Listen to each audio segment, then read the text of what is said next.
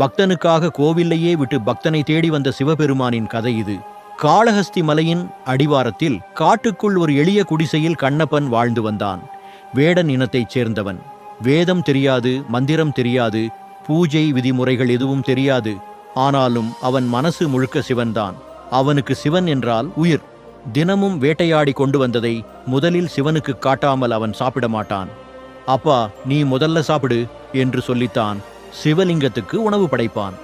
காட்டுக்குள் ஒரு பாறையின் மேல் இருந்த சிவலிங்கமே அவனுக்கு கோவில். கங்கை நீர் கிடையாது, குடம் இல்லை. ஆனாலும் அவன் தன் வாயிலிருந்து நீர் ஊற்றி அபிஷேகம் செய்வான்.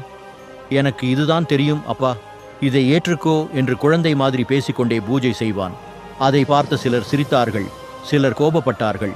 ஆனால் சிவபெருமான் மட்டும் அந்த பக்தியை பார்த்து மகிழ்ந்தார். ஒரு நாள் சிவபெருமான் கண்ணப்பனின் பக்தியை உலகத்துக்கு காட்ட நினைத்தார்.